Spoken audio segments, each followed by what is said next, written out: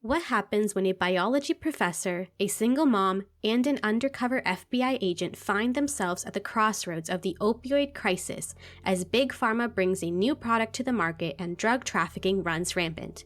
Set against the backdrop of the opioid epidemic in the United States and Canada, three characters' stories are depicted in a fictional film released in 2021 called Crisis. In this episode, we will use the movie as a scaffold to discuss the drivers of the opioid epidemic in North America and the broader public health concerns for our society. This is the Public Health Insight Podcast. Before we move on, it is important to note that the views expressed in this podcast are our own and do not represent any of the organizations we work for or are affiliated with. You're listening to the Public Health Insight Podcast, your go-to space for all things public health and global health, from the Sustainable Development Goals to the social determinants of health, as well as interesting dialogues about the diverse career opportunities that exist in these fields. Remember to subscribe to the podcast and leave us a rating on Apple Podcasts and Spotify so other people like you can benefit from our content. Welcome to Rewind, a new limited series brought to you by Public Health Insight, where we explore the public health connections in some of our favorite TV shows, movies, music, books, other non-traditional health media, and pop culture. If there's a movie out there that you'd like us to review, feel free to send us your suggestions by email or through social media. My name is Purva, and I will be your host for this episode, along with my fellow co-hosts, Gordon and Bindra. In this episode, we'll be taking a closer look at a movie released in 2021 called Crisis. But before we get into it, let's rewind.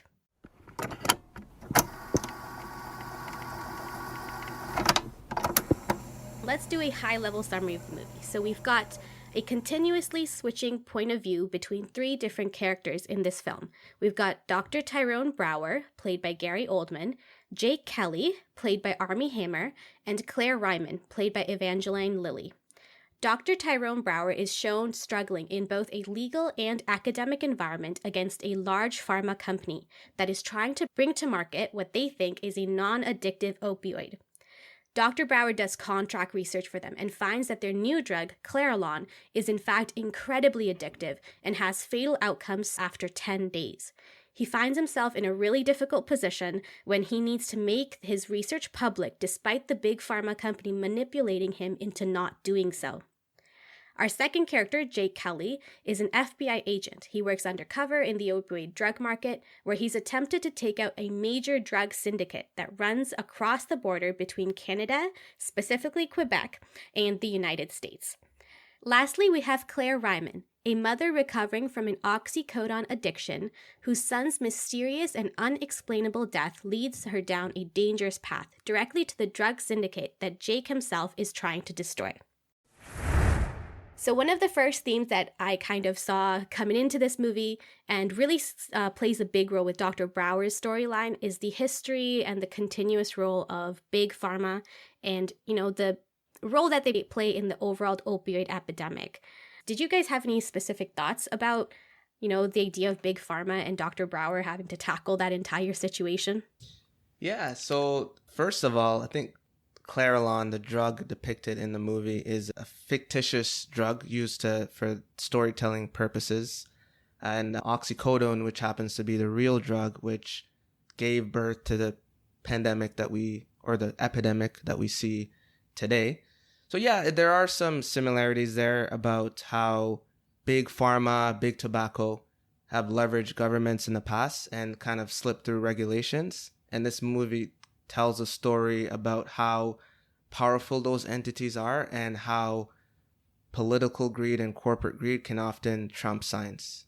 Yeah, I know Dr. Brower in the movie also mentions something along the line how Clarilon could be the next tobacco or oxycodone. Both were major public health crises. Tobacco was a big one, oxycodone obviously a current one.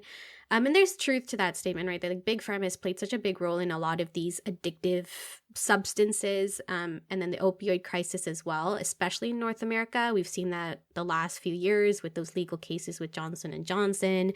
Purdue Pharma was one that people have already taken action against. So there's a lot of truth to that. Do you think lawsuits and cases make much of a difference? If it's already happened with tobacco, now it's happening with oxycodone. Do you think there might be this next Clarilon where we have to do something like this again? So I do think that it's important to have these lawsuits in place because you have to hold these pharma companies accountable.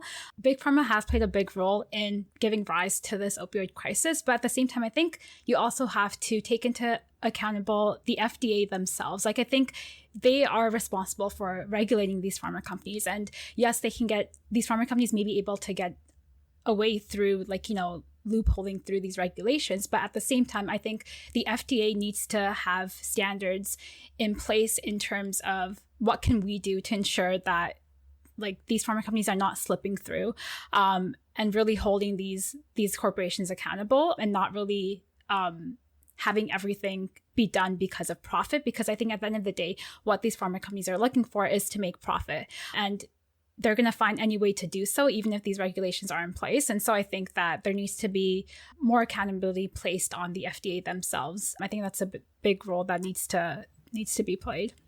It's a very complex issue, right? So if you go back even further, funding for research, Big Pharma plays a huge role in there. So there's an inherent conflict of interest.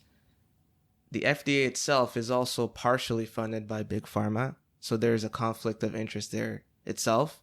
So if you think about big decisions that have to be made on the board for the FDA and billions of dollars at stake, and this same pharma company is putting maybe hundreds of millions of dollars into FDA, paying for the salaries of hundreds or thousands of governmental workers, then they have power to influence decisions. So lawsuits themselves are important because at least there are independent agencies or litigators coming in.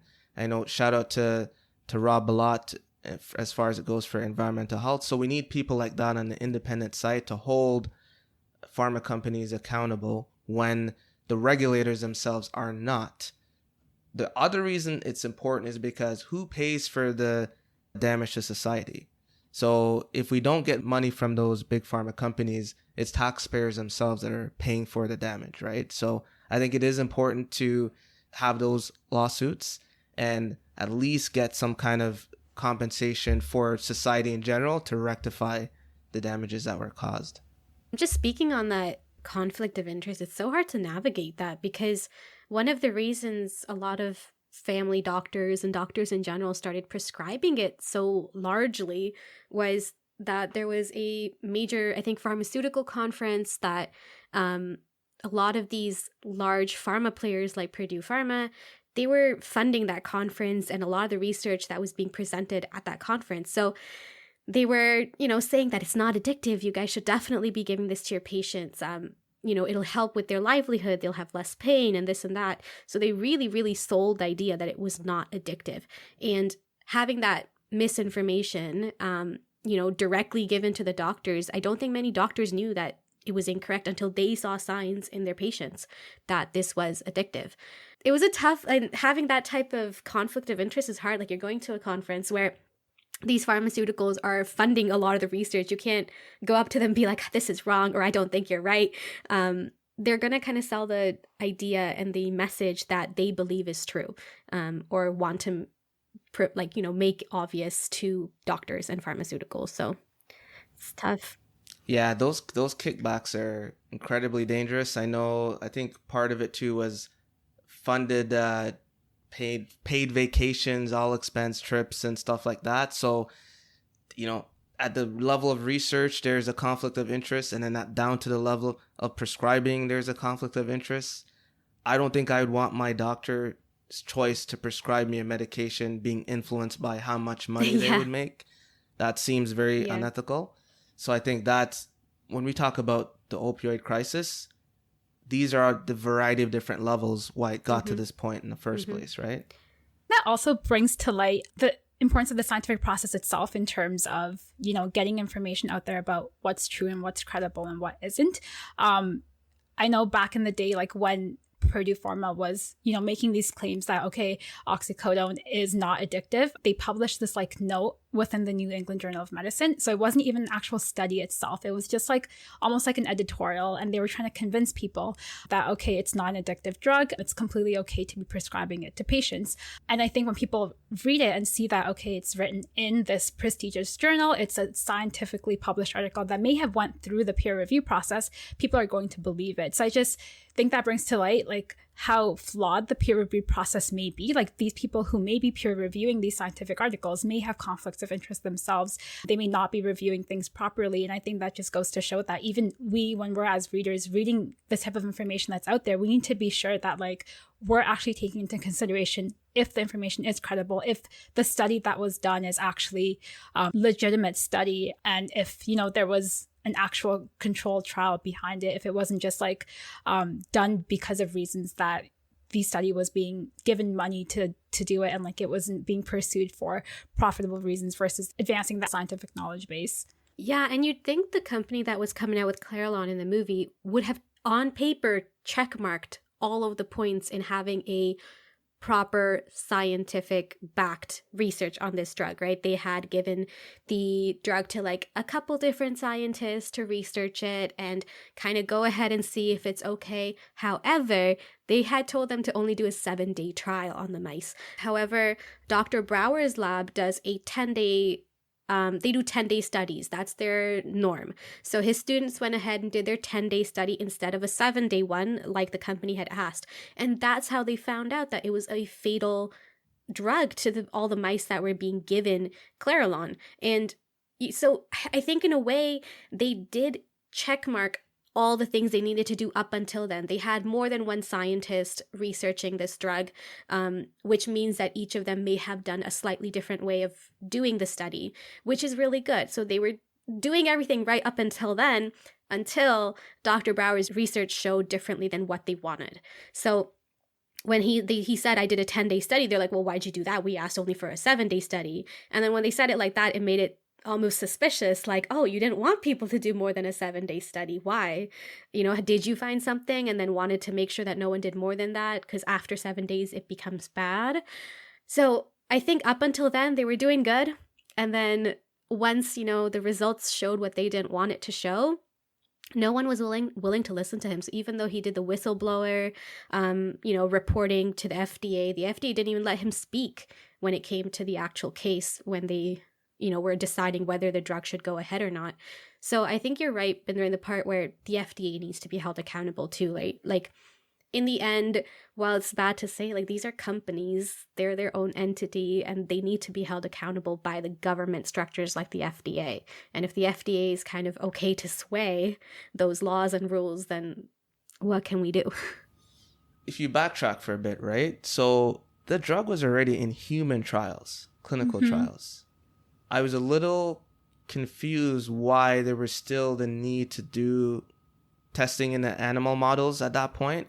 That should be cleared before it even goes to human trial. We're not talking about the COVID-19 vaccine where you have to fast track it, but I guess they were pitching this drug as sort of a life-saving drug for people experiencing, I think they were even selling it for chronic pain, if I'm not mistaken, right? And we know now that's not the best way to go about it, but it's that gave the urgency to move it forward.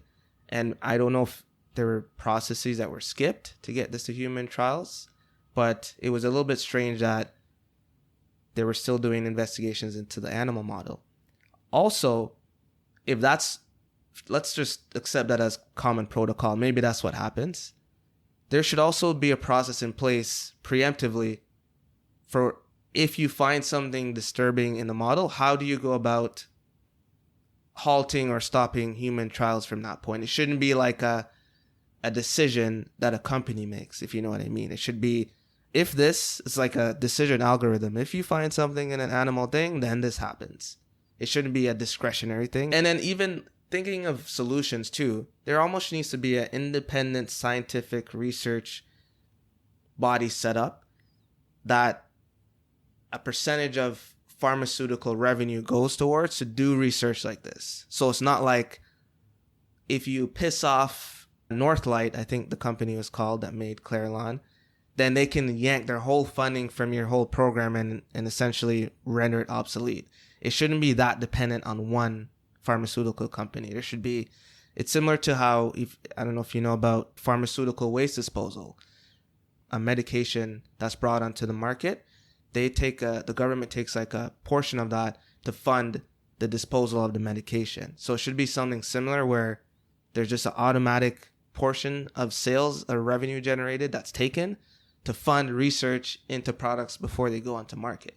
So it removes pharmaceutical influence from the process a little bit more. I think something that really struck me in the movie was, like, just imagine being that scientist. You're kind of at a moral dilemma almost of, trying to get this like research going forward, but at the same time, you know that it's not correct and you don't want this drug going onto the market, but you're getting, like, your entire funding is coming from this pharma company. So I think it's kind of, you're grappling with this issue of like, should I be that whistleblower and, call it off, or should I do it because this is the only way that like my research is getting funded? I think even being a scientist in that position, I think it's very hard to like kind of decide what to do when you're grappling between both of those issues.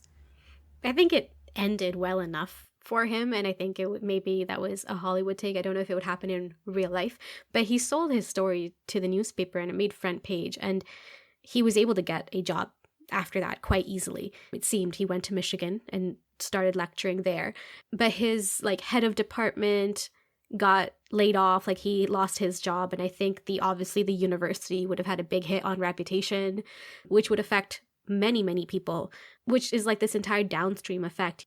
There's no right or wrong. It seems like, he stopped, like Clairlon still made it to the market. They were still selling it, and maybe not everyone would have seen this breaking news story about it. So it's, it's almost like so many people got hurt from reporting it, but because the FDA didn't back him up, it wouldn't have been widespread known. Like, it was just really in the local newspaper.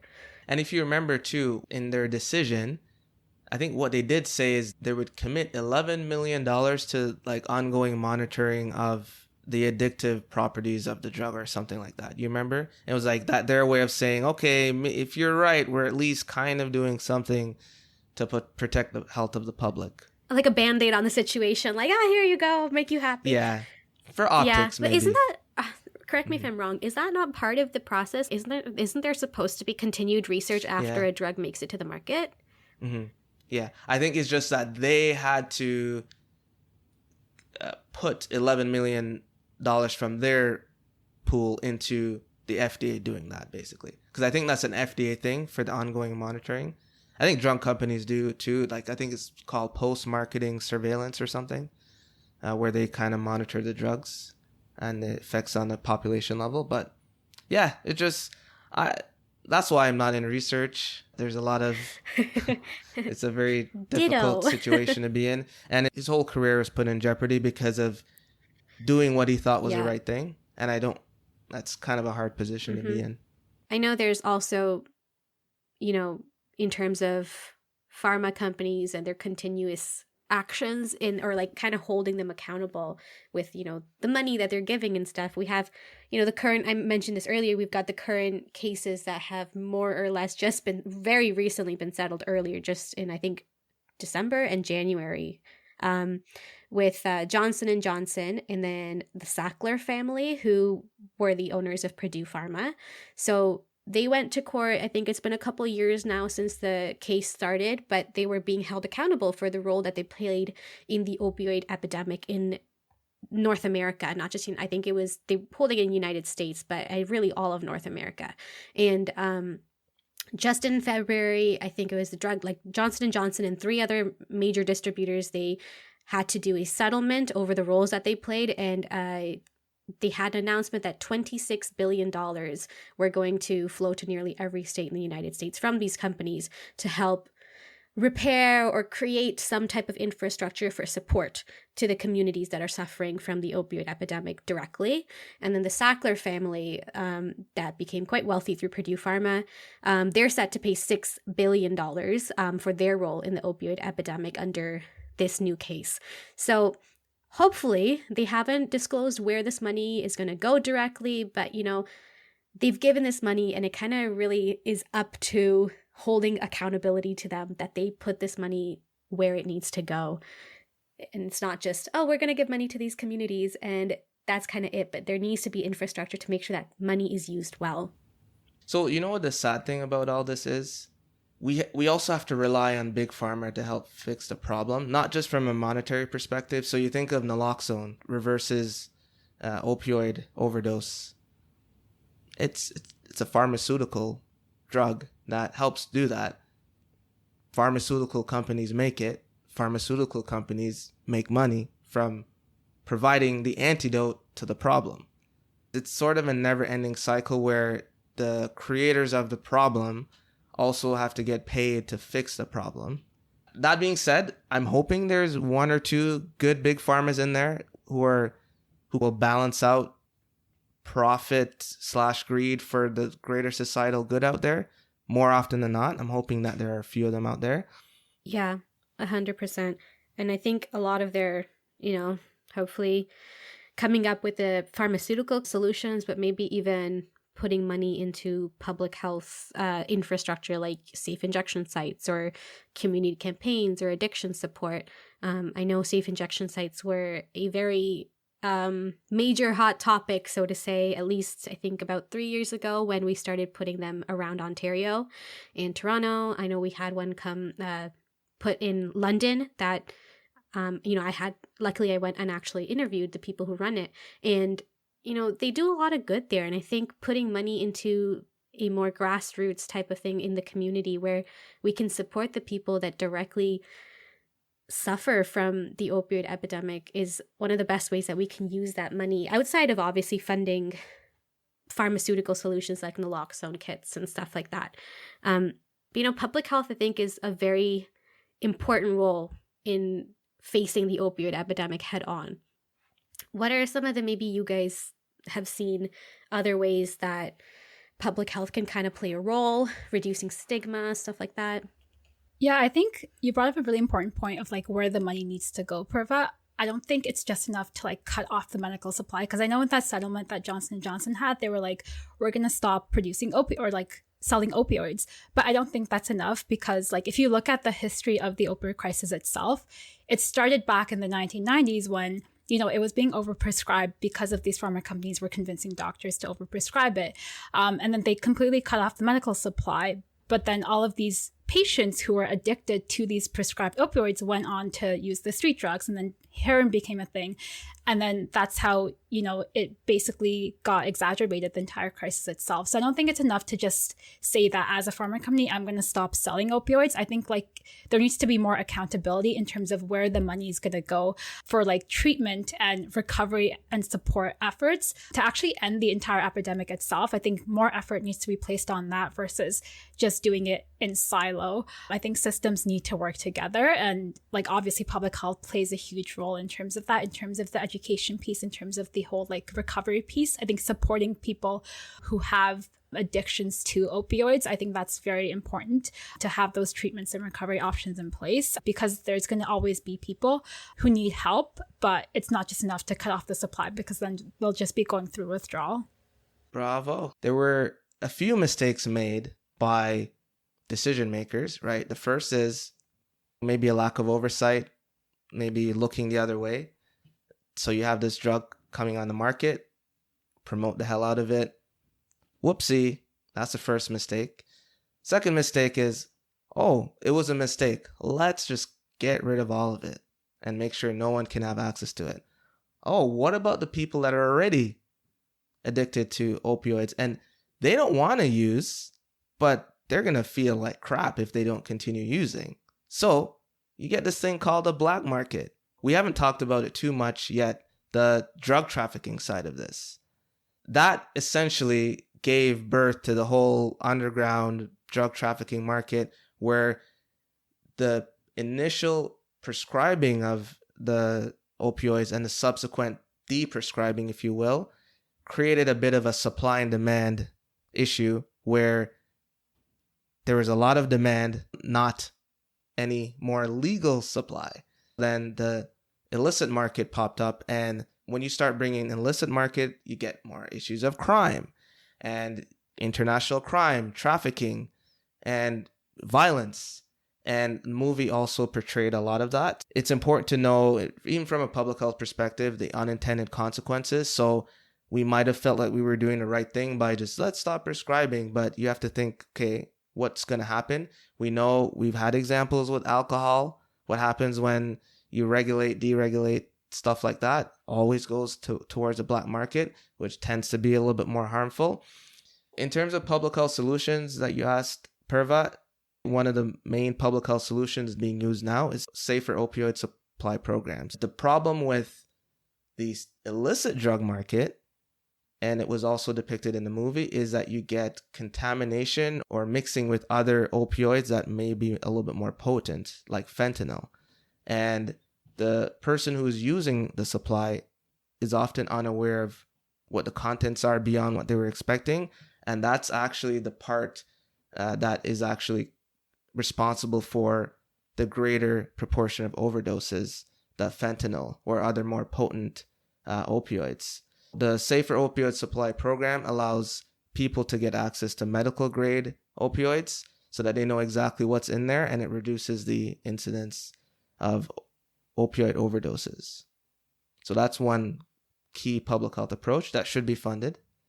Yeah, no, I completely agree with what you both said. I think when we come back to the movie, we mentioned that there was the underground black market syndicate, which, again, we discussed this earlier. We're not sure how realistic it was in terms of having an undercover cop be so involved in the opioid distribution and such. But that's because I don't really know how undercover cop stuff works. But, do we have the idea that maybe movies like this that aim to discuss such hard-hitting topics, is it important that they also talk at least a little bit about, the major topics like, the safe injection sites or the stigma that's associated with the opioid epidemic? So we've got people who use drugs that depend on them. Otherwise, of course, as Gordon said, they feel absolutely awful.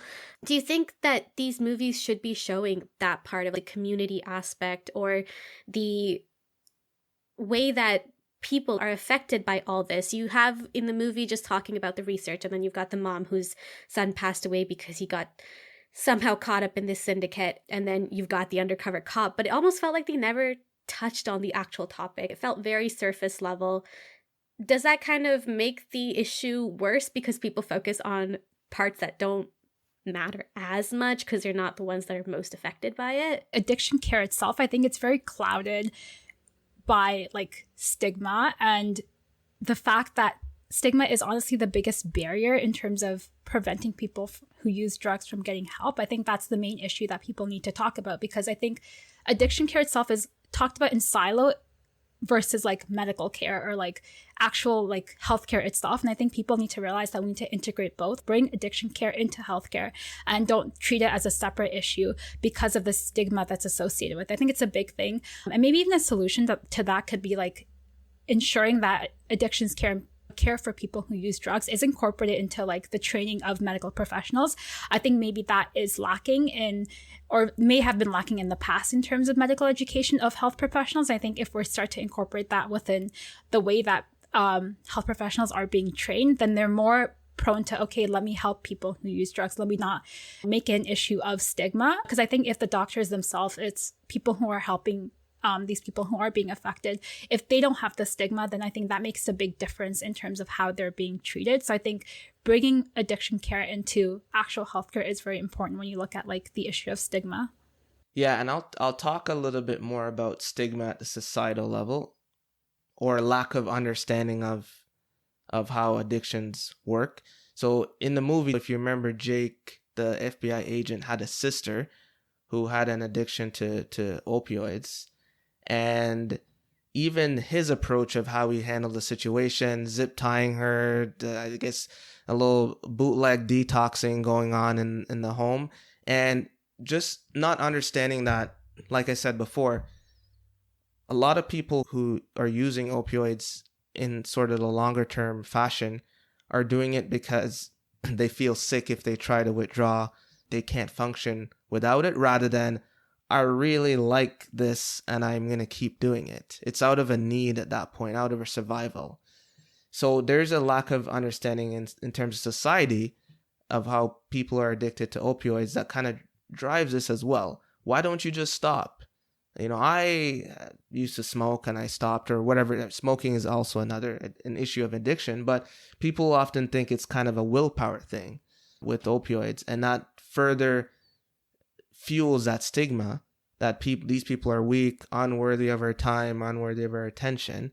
And he also played victim into that. If you look a bit deeper, his approach, so he had this individual approach with his sister, and the choice he made to be a part of the solution was on the war against drugs, which is, a microcosm of the larger problem of where we focus on, let's get the bad guys who distribute the stuff, and maybe not so much focusing on the actual impact of those impacted. Yeah. So, I mean, they ended up killing the leader of that one specific syndicate, but that person's easily going to be taken over by whoever was his right-hand man. And that's one of probably a million syndicates. So it's almost seems like you pick one out and there's like 20 more to take their place, So, I completely agree. It needs to be almost tackled with who is being affected and how can we make sure that if they fall into drugs and opioid crisis and it affects them, how can we support them better? But yeah, I think overall with that movie, I found that they really just tied everything up with a pretty bow. Like everything just very conveniently ended well for the three main characters, but they never showed that actual struggle. Like this struggle is going to keep going no matter whether this professor got a new job or whether that one syndicate person died, Mm-hmm. I wish they dived deeper into Claire's story because she was someone who, was facing addiction in the past. But they never really got deep into like how that happened and her story behind it. And I think going into showing that perspective of a person who uses drugs is really important when you're like, kind of portraying it in the Hollywood scene. I think maybe diving deeper into her story may have made the movie itself like less superficial and more like giving it more depth. I don't think they tied it up with a pretty bow necessarily. I think there were, one of the characters lost a lot, and then at the end maybe didn't lose as much as the end of the day. Maybe they even gained more. The other two characters are left in a position of despair where like Jake committed his whole life to fighting this, and the drug dealer person was killed. The problem still exists the next day. His sister still has an addiction to opioids. Claire, her mission didn't bring back her son, and she killed the drug dealer, and it didn't make her feel any better. Throughout the movie, she was struggling. As you mentioned, she she used to have an addiction to opioids, and it was someone in recovery. And throughout the movie, that was a constant struggle, like the trauma of her past and then the new trauma of her son. Is she going to go back to using that to cope with the pain? And so I think two people maybe clearly lost, and then one person maybe stood where they were at the beginning of the movie. In terms of ratings, I think there was a lot going on in the movie. I would give it maybe a 3.5 stars because I just think there should have been more focus on maybe one storyline, develop that character a little bit. And I think they should have probably gone completely in the fictional direction. I think the sort of true but not really true story thing was a little bit kind of flip-floppy for me, so I didn't really like that. But yeah, that's my 3.5 stars is what I would give it. I'd say the similar review, so I'd give it a 3 out of 5. And I think obviously the movie itself tried to tackle a very important issue, but also complex issue. I think there was a lot going on at once, as you mentioned, Gordon. It would have been nice if they went into just one aspect of this crisis and kind of focused deeper into it and the repercussions of it and possible even solutions of it. I think that would have given a nice deeper dive into the opioid crisis itself. And I felt like none of the storylines that were happening, like they didn't really tell us anything new. I felt like being in 2022, like I feel like we're quite deep into the opioid crisis, and if they went into more of like, what do we do now? Like, what's next? That would have been nice to hear versus this has been happening for years. I would have preferred that. So I would give it a 3 out of 5. Yeah, me too. 3 out of 5 was kind of what I'd give the movie as well. about the same as what you guys have said. I think they tried, like, the idea of it was a good intention, and I think they still had, like, overall the movie gave a nice story and gives a lot to think about to the people who watch it, but it would have been, I think, a lot more impactful and less surface level if they had picked one storyline and done an in-depth storytelling of that, whether it was the big pharma one or whether it was specifically the syndicate and how illegal, drug rings affect or exasperate things like the opioid epidemic. So I think we're all on the same page on that thing. It was a little too surface level for me, but I think it was an important topic to tackle, perhaps, and maybe based off of the critiques or the feedback from this movie, we see future films that perhaps, go more in depth and show the struggles of people who are addicted to opioids, or the more community level, like what can the public health approaches look like and stuff. But shout out to Euphoria. I haven't watched that, actually. Look, Euphoria, I mean, my wife watches it. It's a bit hectic, though. It's a little too real. I think that show definitely shows the stigma part of it well, and kind of like what people are actually going through when they are using drugs, versus like more of a sensationalized thing that this movie did, I feel. Yeah, I almost felt like the words at the end, like the little text about this is kind of how it turned out for these people, and this is where it kind of lands, and this is how many drugs we get on the market. Like, it just felt too much like, here's what we're trying to tell you. What was the point of the movie? This is the points we're trying to make. It was like, it should have just come across in the movie, rather than having to put it in text. That's a wrap up on Public Health Insight thoughts on Crisis, the movie. Let us know if you guys have watched it. If you have, what were your thoughts? If you haven't already, go give it a watch and come listen to this episode again and tell us if you agree, disagree with what we have to say.